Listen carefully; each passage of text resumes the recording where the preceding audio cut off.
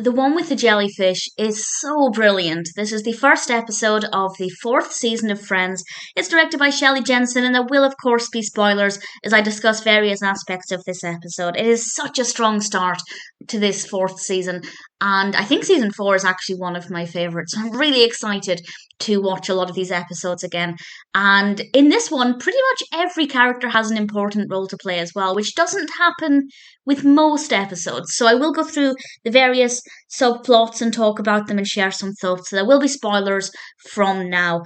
And sometimes I go through things chronologically, but I think on this occasion I'm going to go through them by subplot. And the one that focuses on Phoebe obviously picks up where the last episode left off, and we learned that Phoebe is actually her mother. And we find out that actually she was in a relationship with Phoebe's other parents. And understandably, Phoebe is annoyed. As she says, her mother had 29 years to track her down and find her and develop a relationship with her. But to Phoebe Sr.'s defense, she didn't even know that Phoebe's mother had passed away until a couple of years before this episode. And it seems like Phoebe wants nothing to do with other Phoebe. And then we get the beautiful, beautiful scene in Central Park where Phoebe visits Phoebe and they suddenly find they have lots of things in common, like liking pizza and liking the Beatles and thinking puppies are cute. And it's just such a Phoebe thing. And it's so great to see that by the end of the episode, they're starting to form this bond. And Phoebe once again has a parental figure in her life because she's really felt that absence. And it's just such a lovely way for that story to go. We also get scenes with Ursula and the note, which I thought is brilliant, and Ursula quickly writing the note. I loved it. Just the way this part of the episode went was fantastic. And honestly, that's the case for everything. We then have, of course, the story with the jellyfish thing. Chandler, Monica, and Joey are down at the beach, and Monica gets stung by a jellyfish, and Joey tells her she has to pee on herself. And there's a bit of suspense. We don't know exactly what has happened there until they're back at home and they finally reveal the truth in this amazing exchange where Joey very confidently says that if he had to pee on anybody, he would. And it's so sweet. But then he points the finger at Chandler, and the noise that Chandler makes, it's so amazing. Absolutely love it.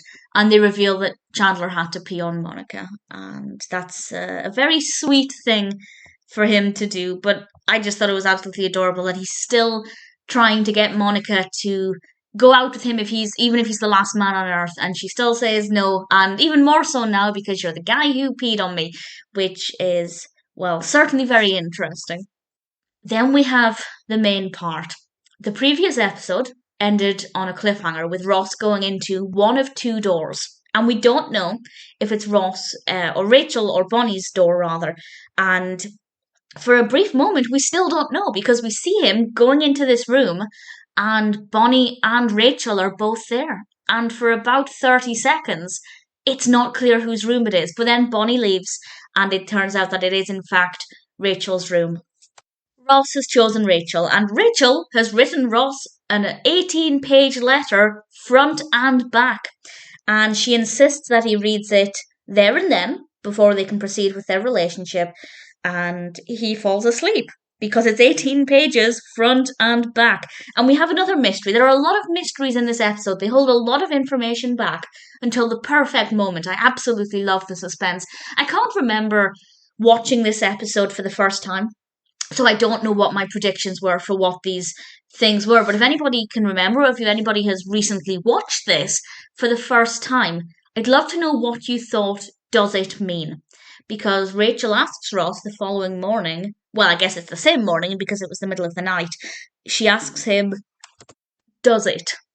And Ross, having not finished the letter, doesn't know what does it means, but he says, yes, it does. And when Rachel leaves the room, he immediately shouts, no, it does not. Now, to be fair, I think Rachel probably would have heard him, but that's an oversight. We will ignore that fact. And it turns out that in that letter, Rachel had asked him to take responsibility for everything that went wrong in the relationship. That's not fair. If she'd said, I want you to take responsibility for sleeping with somebody else and admit that it was not the right thing to do, even though we were on a break, I would have understood that.